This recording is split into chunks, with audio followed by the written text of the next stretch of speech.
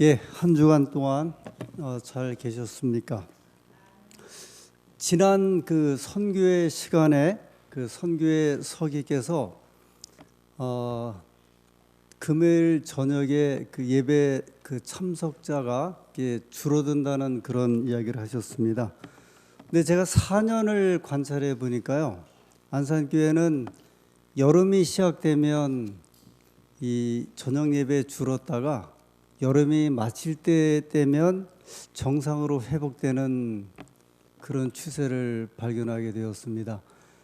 그런데 안산교회만 그런 게 아니고요, 대부분의 재림교회가 이 해가 길어지면 아마 그 여러 가지 좀 여건이 좀 맞지 않아서 그런지 이 저녁 예배에 줄어드는 경향이 대부분의 교회가 공통으로 있습니다.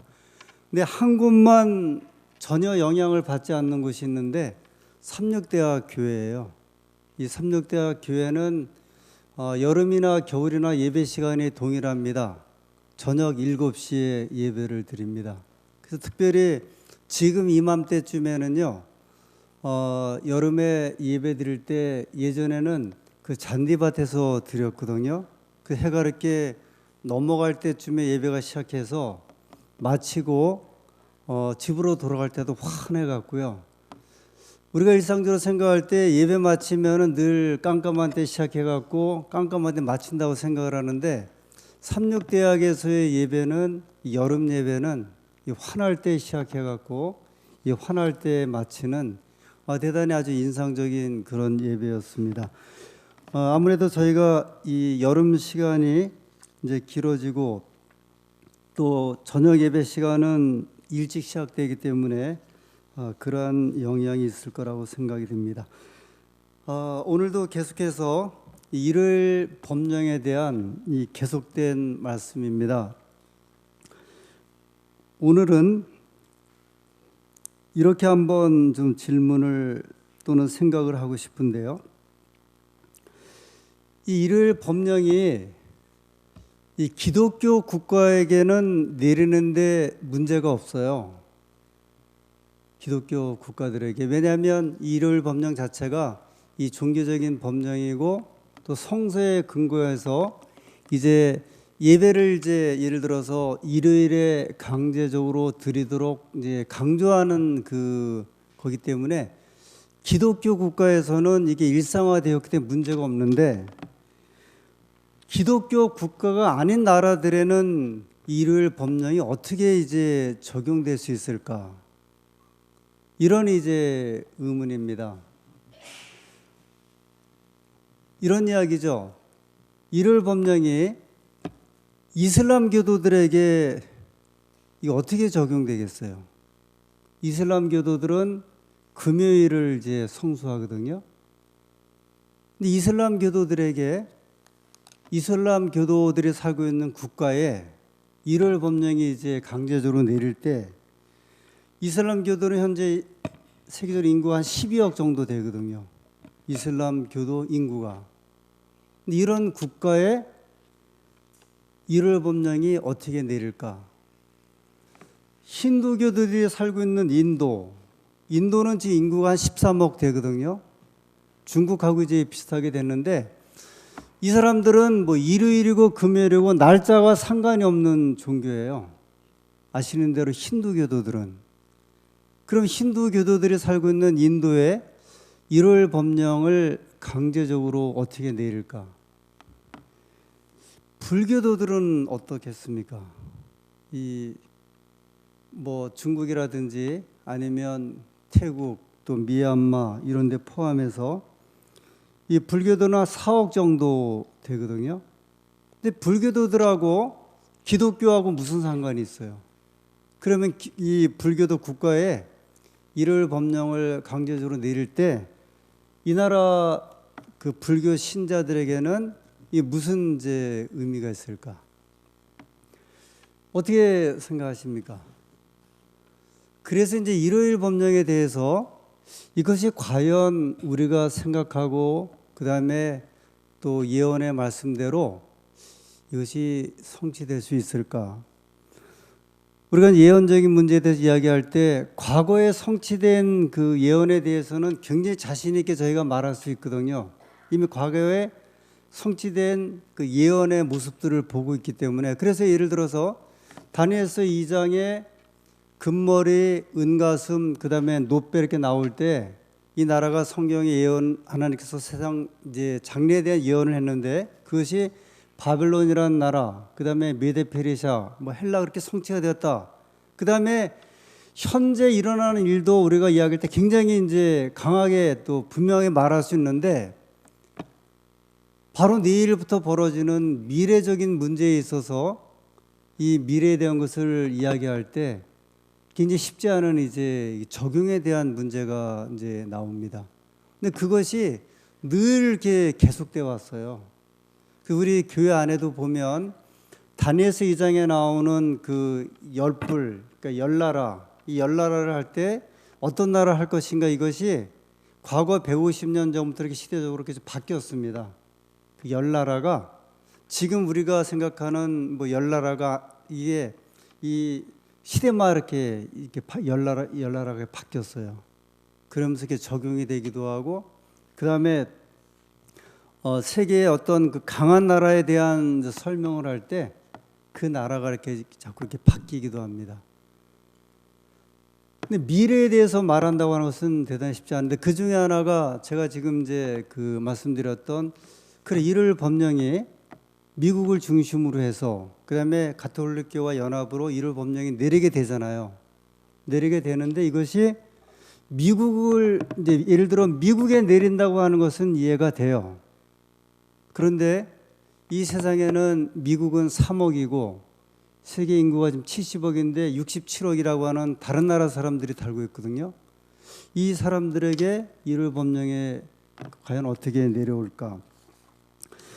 저희는 이제 그 일단의 이런 궁금함을 가지고 이 성경에 있는 말씀을 보면서 이것이 어떻게 이제 전개될 것인지 좀 살펴보도록 하겠습니다. 마태복음 24장 23절 24절의 말씀입니다.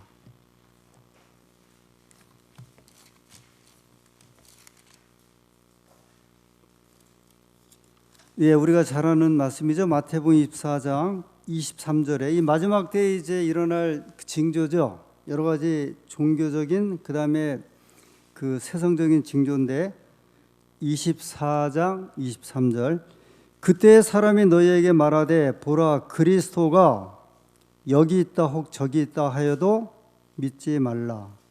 24절 거짓 그리스도들과 거짓 선지자들이 일어나 큰 표적과 기사를 보이어 할 수만 있으면 택하신 자들도 미혹하게 하리라. 마지막 때의 징조 가운데 한 징조가 거짓 그리스도에 대한 이제 예언이에요. 예수님께서 친히 말씀하시기를 마지막 때에 거짓 그리스도와 거짓 선지자들이 여기 있다 저기 있다 해도 너희가 믿지 말라 이야기를 했습니다. 그러니까 결국 거짓 그리스도에 대한 이해를 저희가 해야 할 필요성이 있는데 예수님께서 말씀하기를 예수님을 가장해서 가짜 예수가 등장하겠다 이런 말씀을 하셨어요. 거짓 그리스도, 가짜 예수. 그러니까 진짜 예수는 아닌데 진짜 그리스도가 오는 것이 아닌데 가짜 그리스도가 너에게 임하게 될 것이다 이렇게 말씀을 하셨습니다. 그럼 결국은 우리가 이제 이 1월 법령과 관련된 이 사건의 중심이 누구냐면 그리스도에 관한 이제 문제거든요. 이 그리스도에 관한 문제라는 이야기는 예수님의 재림에 관한 이제 사건이에요. 이 종말론적인 사건이 결국 1월 법령을 내리는 이유도 그다음에 그것과 관련된 예언들도 이 종말적인 면에서 보면 예수님의 재림과 연관이 되는데 가짜 재림이 있다는 거죠. 이제 가짜 그리스도들이 이 땅에 있겠다는 거예요. 그래서 이것을 가지고 이제 1월 법령이 어떻게 전 세계적으로 내릴 것인가 여기에 대해서 저희가 좀 생각을 좀 해보도록 하겠습니다. 엘렌 G 화이트는 대쟁투에서 이렇게 이야기를 했습니다. 대쟁투 학원 295페이지. 저희가 이 대쟁투가 또 여러 번 나와갖고 이 페이지가 막 달라서요. 영어 페이지를 보게 되면 624페이지입니다. 여기에 보면 이제 마지막 때에 관한 이제 말씀들을 하시면서 이런 말씀을 주셨습니다. 이러한 기만적인 연극의 큰 주역으로는 사단이 그리스도의 모양으로 등장할 것이다. 그러시면서 사단은 세계 각처에서 요한이 계시록의 하나님의 아들에 관하여 기록한 바와 같이 실로 당당한 광이 찬란한 분장을 하고 그 자신을 사람들 앞에 나타낼 것이다.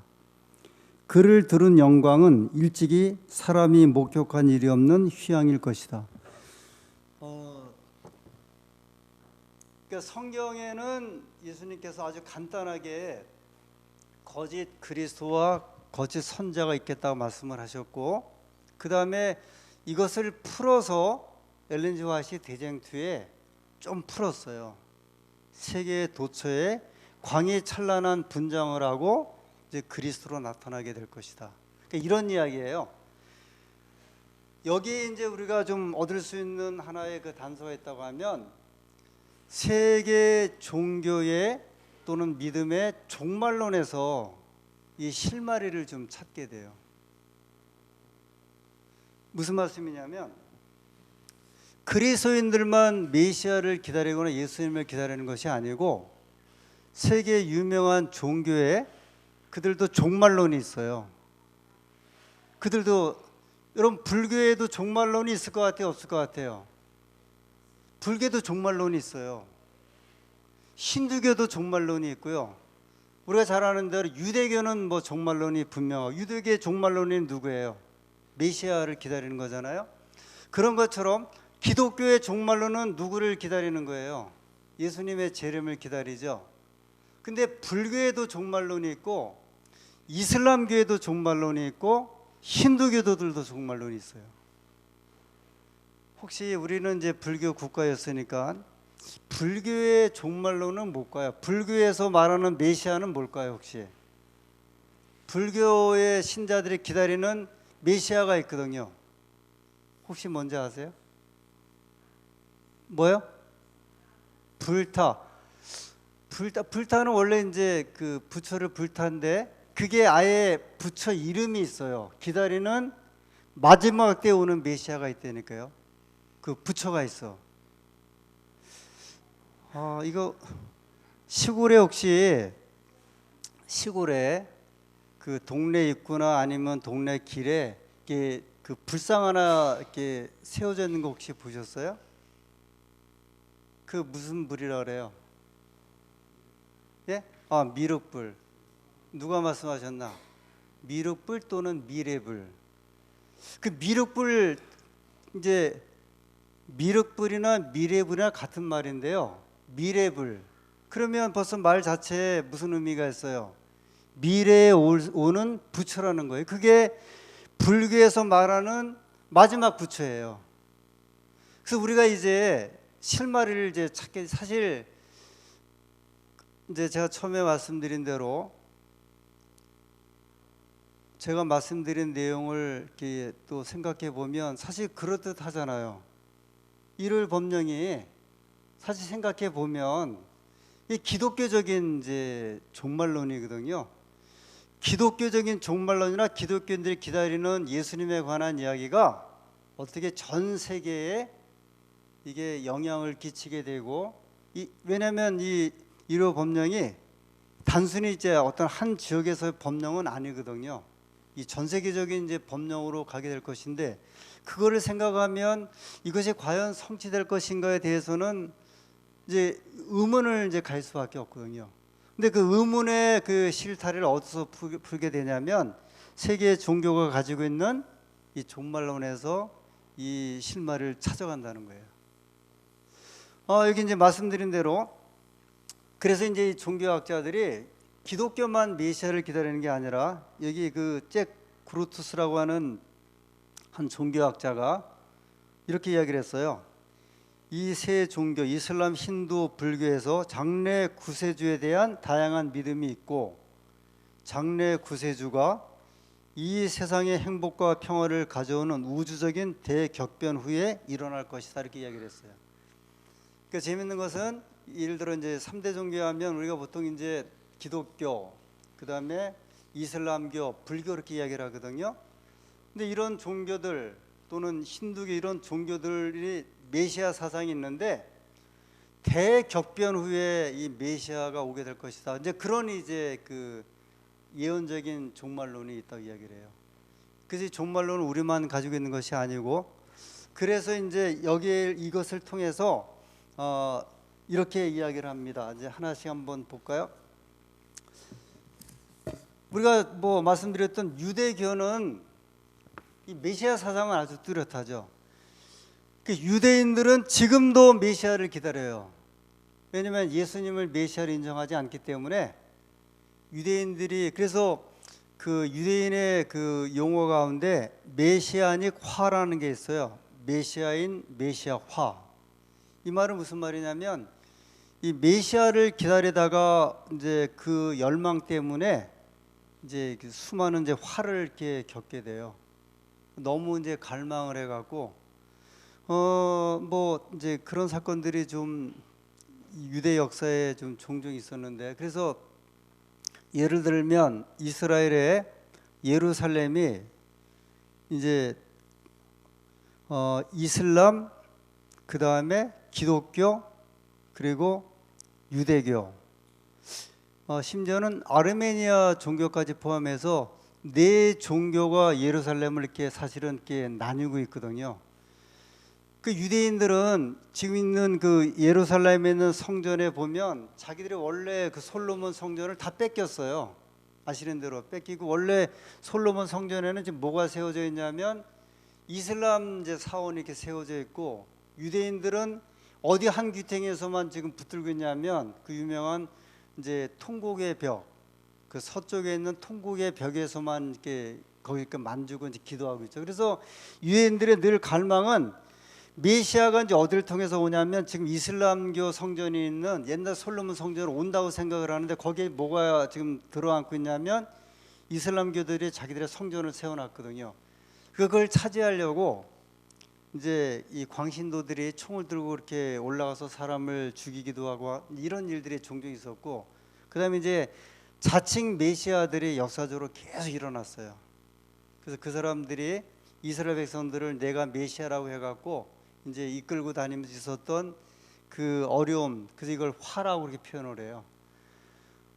기독교인들도 그 예수님에 대한 화가 있죠. 그 재림을 기다리나 오는 이제 어떤 여러 그 재앙적인 사건들. 우리 재림교인들도 있어요. 재림교인들도 재림의 화라고 표현하는 이런 이제 사건들이 있습니다. 그 다음에 이슬람교도들이 기다리는 구세주가 있는데 이 구세주는요 마디라고 하는 이름을 가진 구세주래요. 마디. 그 유대인들은 메시아. 그 다음에 이슬람교도들은 이제 마디라고 하는 이제 구세주가 임하게 될 것인데 그래서 이 이슬람교의 그 종말론에 보면 이 이제 온 세계가 격변에 휩싸이게 되는데 딱 두 곳만 안전하게 보호를 받게 될 것이다. 그것이 어디냐면 유명한 그 메카하고 이슬람 교도들의 그 성지인 메카하고 메디나. 그러니까 여기도 이제 그 마디라고 하는 이슬람교의 구세주가 오기 전에 온 세계가 이제 전쟁에 휩싸여요. 이 대격변이죠. 근데 어디만 보호를 받냐면 저 메카하고 메디나만.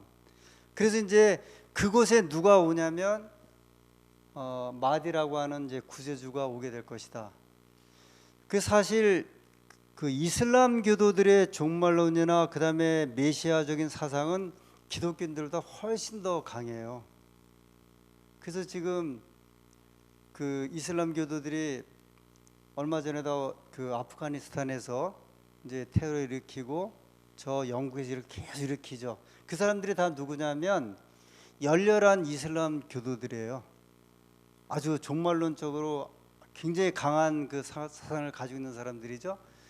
그 종말론, 그 이슬람교도의 종말론 가운데 종말론이 남자들에겐 굉장히 좀 그 좋은 이제 종말론이라고 하는데, 그 이슬람교도가 성전, 소위 이제 그 종교 이슬람을 위해서 싸우다가 죽으면 어디를 가게 되면 이제 천국에 가는데, 천국에 가면 이 강물이 흘러가는데 이 강물이 술이에요. 술인데 아무리 먹어도 취하지 않는 이제 그 술을 이렇게 마시는 특권을 받고, 그다음에 눈이 그 사슴눈과 같이 예쁜 이 처녀들 70명을 이제 이렇게 보조를 받으면서 성전 천국 생활을 할 것이다. 그래서 그게 굉장히 그들에게 굉장히 강한, 그 죽음을 불사하고 이제 자살을 하잖아요. 그 중에 한 가지가 그런 사상들이에요. 근데 지금도 그래서 이슬람 국가를 이제 세우기 위해서 이분들이 이제 애를 쓰면서 일하는 것 중에 한 가지가 아주 강력한 그 종말론 사상이에요. 마디라고 하는. 그 다음에 힌두교에도 이제 구세주가 있는데요. 마지막 때 그 힌두교의 마지막 구세주는 칼키라고 하는 이제 그 구세주입니다. 칼키. 우리는 이제 기독교는 예수님의 이름이, 메시아 오시는 예수님이, 이슬람교도의 구세주의 이름은 마디예요. 13억 인구를 가진 힌두교인들이 기다리는 구세주는 칼키라고 하는 이제 이름이에요. 이 칼키라고 하는 이제 메시아가 오게 될 것이다. 그래서 여기도 보면 흰 백마를 타고 구름 가운데 나타난다 그랬어요. 이게 지금 누가 재림하실 때 모습하고 비슷해요. 예수님 재림하고 모습 비슷하죠. 그 다음에 이 땅에서 평화의 천년 통치를 하고 난 다음에 이제 악한 사람들을 이제 파멸시킬 것이다. 그래서 윌슨 윌리라고 하는 그 한 종교학자는요, 그리스도의 메시아적인 희망하고 힌두교도들의 메시아적인 희망하고 비슷하다 그랬어요. 한번 좀 이렇게 잘 생각해 보세요. 전혀 낯설은 모습으로 이렇게 메시아가 오는 게 아니라 기대하는 그 메시아들의 모습이 비슷합니다. 그 다음에 이제 불교는 아까 말씀드린 그 미륵불이에요. 미륵불인데, 제가 이 이야기는 한 35년 전에 저 대구에서 신학생들이 전도회 할 때 제가 집집 방문하는데 한 불교 신자 집을 방문을 했어요. 근데 이제 그 아주머니가 저희한테, 우리가 교회에서 왔고 우리 신학과 학생들이 전도회 합니다, 전도 집회 오십시오 그랬더니 이분이 저는 불교 신자입니다 그러면서 우리가 예수님 재림의 이야기를 하니까요, 불교도 재림 사상이 있다 그러더라고요. 제가 그때 이야기를 들었어요. 근데 이제 이 비교 종교학에 보면 불교 신자들은 부처가 이제 열반으로 들어간 다음에 2500년에서 한 3000년 지나고 나서 미륵불이 오게 될 것이다. 근데 부처, 지금 우리가 알고 있는 석가모니는 지금부터 2500년 전에 이제 태어나갖고 그가 열반의 세계로 들어갔거든요. 근데 지금 얼마의 시간이 됐냐면 2500년이 지났어요. 그 불교 신자들이 말하는 이제 부처가 이제 열반으로 들어가고 마지막 부처 미래불이 올 때가 이제 지금이 된 거예요. 그 사람들은 그렇게 생각을 해요. 그런데 재밌는 것은요, 미륵불이 나타날 때 사회 특징을 이분들이 이렇게 이야기를 해요. 도로가 포장되고요, 밤중에 청소되어 항상 매끄럽고 먼지가 나지 않는다.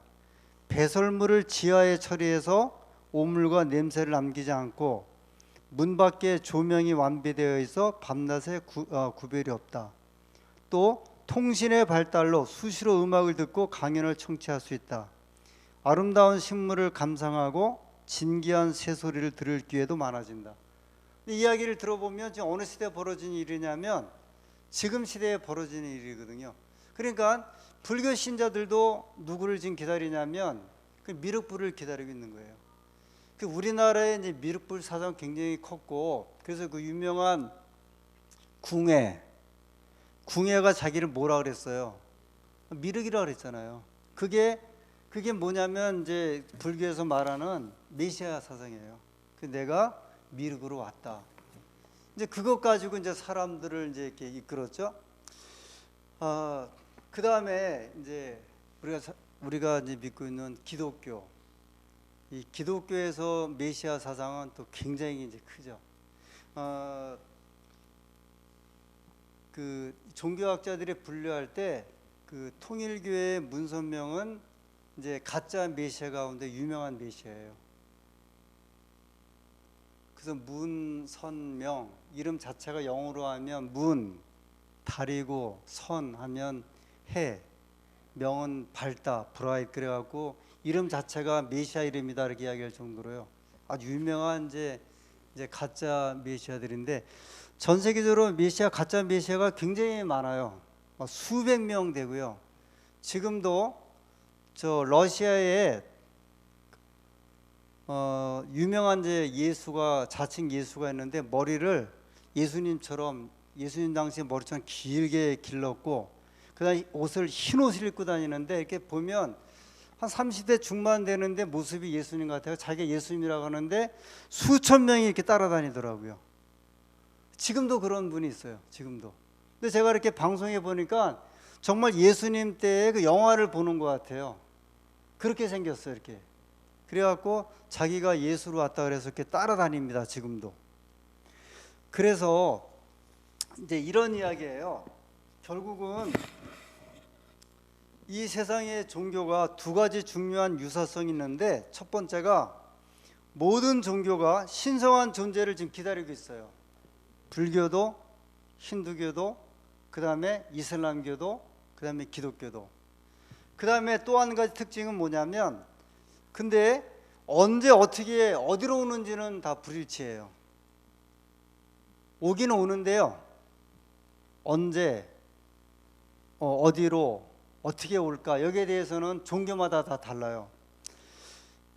그래서 이제 엘렌 G 화이트이 요한계시록 12장 12절에 이렇게 이제 이 말씀을 가지고 우리에게 좀 설명을 하셨는데 요한계시록 12장 12절에 있는 말씀을 보겠습니다.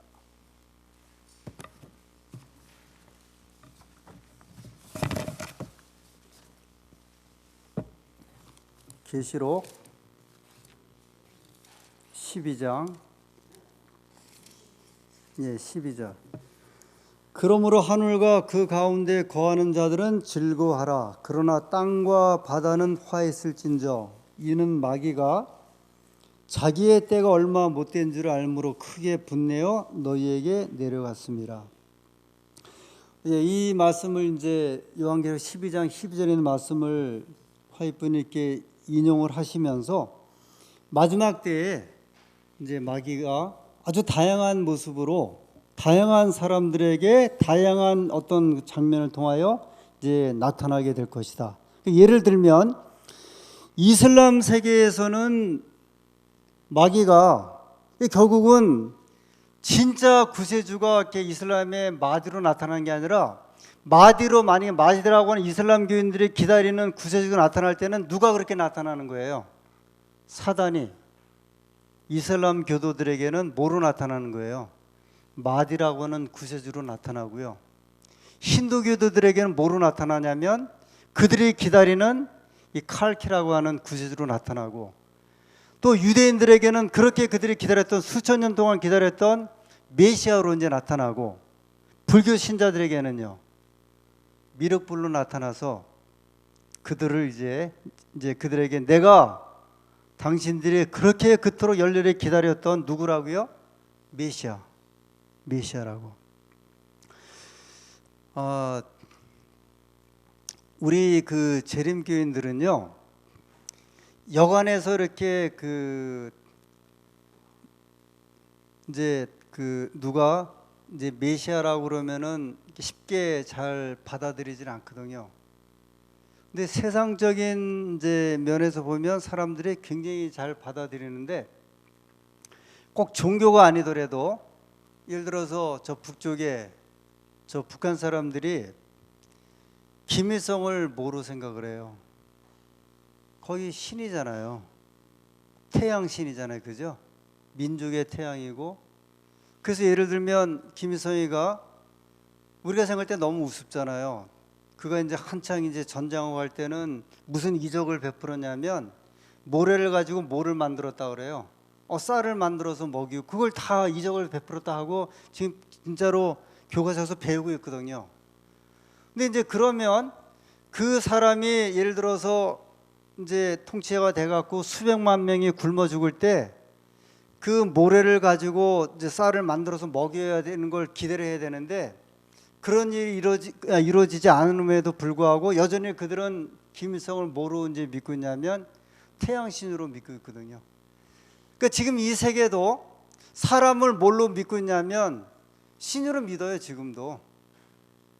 그런데 종교인들이 생각하는 신에 대한 메시아에 대한 그 개념은요 엄청나게 깊어요. 아주 상상을 초월할 정도죠.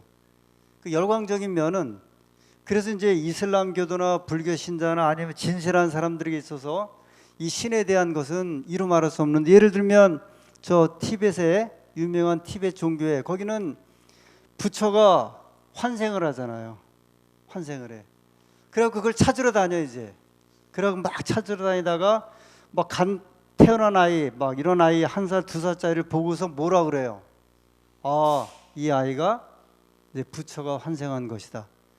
그러면 그 다음부터 이 아이는 이제 평생 뭐가 되냐면 살아있는 부처가 되고 사람들이 그걸 다 이렇게 믿고 신으로 섬기잖아요. 이제 그런 현상들을 마지막 때에 모든 종교에 이제 한다는 거예요. 근데 그걸 누가 하겠다는 거예요? 마귀가. 그래서 여기 우리가 잘 아는 고린도후서 11장 고린도후서 11장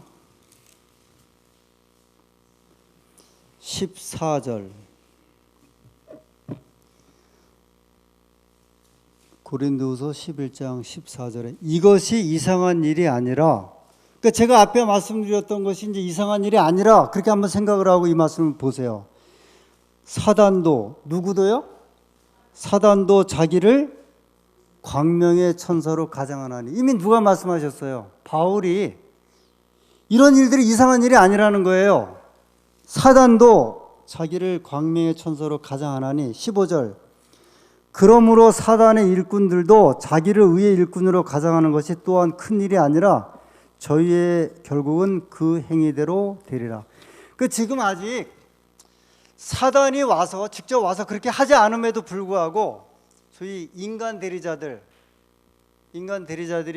자기를 예수라고 하고 그 다음에 하나님이라고 해도 사람들이 따라요 안 따라요? 지금 따르잖아요. 근데 그 성경은 뭐라고 이야기를 했냐면 이상한 일이 아니라 그랬어요. 그래서 이 장면을 대쟁투 학원 295페이지 제가 아까 읽었던 말씀인데 다시 한번 읽으면 이러한 기만적인 연극의 큰 주역으로 사단이 그리스도의 모습으로 등장할 것이다. 사단은 세계 각처에서 요한이 계시록의 하나님의 아들에 관하여 기록한 바와 같이 실로 당당한 광이 찬란한 분장을 하고 그 자신을 사람들 앞에 나타낼 것이다. 물론 이제 화이프는요 제가 설명한 대로 여러 종교에 그렇게 설명을 하진 않으셨어요. 이렇게 이제 설명을 한 것은 이 종말론적인 면을 가지고 연구한 학자들이 한번 생각해 본 거예요. 마지막 때에 이를 법령이 내리게 되면 제가 이제 말씀드렸던 대로 이게 어떻게 전 세계적으로 이렇게 가능할 것인가? 그러나 각 종교가 가지고 있는 종말론에 의해서 가능하게 될 것이다. 그 다음에 이제 일요일 법령에 대한 하나의 일단을 우리가 또 보게 되는 것은 뭐냐면 원래 우리나라가 기독교 국가가 아니었잖아요. 불교 국가였죠. 근데 휴일이 어느 날이에요? 일요일이에요. 일요일은 왜 일요일이 휴일이에요? 기원이 아니라 저 서기 321년에 이미 콘스탄틴 황제가 일요일에 다 뭐라 그랬어요? 쉬라고 한 날을 가지고 우리나라도 불교 국가임에도 불구하고 예를 들면 1948년에 이 정부를 세울 때 휴일을 어느 날로 잡은 거예요? 일요일로 잡은 거예요. 근데 우리나라의 종교하고는 아무 상관이 없어요. 어느 나라 이제 휴일이냐면 서양 휴일이에요. 그것도 다 태양신을 숭배하는 사상이 그거죠. 그러면 이슬람교들은 금요일이니까 금요일에 치더라도 지금 불교 국가인 태국, 미얀마 이런 나라는 어느 날의 휴일이에요? 일요일 휴일이에요. 그들이 기독교 국가가 아닌데 기독교 국가가 세운 휴일날 불교 국가가 지금 뭐 하는지 아세요? 쉬고 있어요 지금. 중국은요. 중국도 사실 무신론 국가거든요. 무신론 국가임에도 불구하고 그 나라에서 휴일이 어느 날이에요? 일요일이에요. 그래서 저는 그거 봐서 이걸 봐서라도 나중에 일요일 법령이 내릴 때 아마 전 세계적으로 내릴 것인데 그것을 이제 예언의 신에는 미국과 어디라고 이야기를 했냐면 가톨릭 국가의 연합으로 결국은 미국은 가톨릭 국가가 세워짐에 있어서 하나의 이제 불쏘시개 역할을 하게 되는데 세계 모든 종교의 우두머리는 누구예요? 교황이에요. 그 세계 유명한 7대 종교회의를 하잖아요. 지도자 회의를 하면 그 회의를 할 때 주장자가 누구냐면 교황이에요. 결국은 이제 이 시나리오에 의해서 가게 되는데 그 사람들의 그 믿음을 이제 강조하기 위해서 사단이 그 종교가 기다리는 메시아의 형태로 이제 이루어지게 될 것을 저희가 이 종말론적인 이 시대적인 종말론을 통해서 볼 때 우리가 이제 미루어서 확인을 하게 됩니다. 그래서 제가 이제 시간을 마치면서요. 우리 모든 교우님들은 일요일 법령이 이제 전 세계적으로 내릴 것에 대해서는 아마 다 이해를 하고 이 충분한 믿음을 이제 가지라고 생각이 듭니다. 다만 그것이 이제 어느 시점에 이제 어느 때 일어날 것인가 여기에 대해서는 아직 저희가 이 결정적인 시간을 갖지는 못하지만 그런 이제 시간적인 사건들이 이제 하나씩 이루어지게 되고 있는 것은 사실인 것 같아요. 화이선자가 저희가 아무래도 이제 예언의 신을 통해서 이 내용들을 이해를 하게 되는데 화이선자 이런 말씀을 하셨어요. 지금 예를 들면 이제 일요일에 그러니까 주일에 예배를 드리는 사람들은 짐승의 표를 받은 것은 아니라고 이야기를 했어요. 어느 때 짐승의 표를 받게 되냐면 이 일요일 법령이 이제 전 세계적으로 강제로 이제 선포되고 이것을 강제로 지키게 할 때 그때 이 이제 일요일 지키는 사람들은 짐승의 표를 받는 것과 마찬가지다 이렇게 설명을 하셨어요. 그래서 그런 이제 과정들이 이제 지금 이제 하나씩 진행되고 있습니다. 그러므로 오늘 저희가 이제 말씀을 통해서 이해하게 된 것은 일요일 법령이 전 세계적으로 이루어지게 됨에 대해서 이 예언적인 말씀과 그 다음에 각 종교의 종말론을 통해서 이해를 하게 되었습니다. 다음 시간에는요, 이제 7월 달에 이제 제가 말씀을 드리게 되는데 그렇다고 하면 미국 다음에 제국은 이제 누가 될 것인가? 미국 다음에 제국은 누가 될 것인가? 우리가 이제 이 중국이라고 이제 많이 생각을 하는데 중국이 이 다음 미국 다음에 이제 제국이 될 것인지 아니면 러시아가 될 것인지 일본이 될 것인지 우리가 이제 미국 다음의 세상에 대해서 살펴보도록 하겠습니다.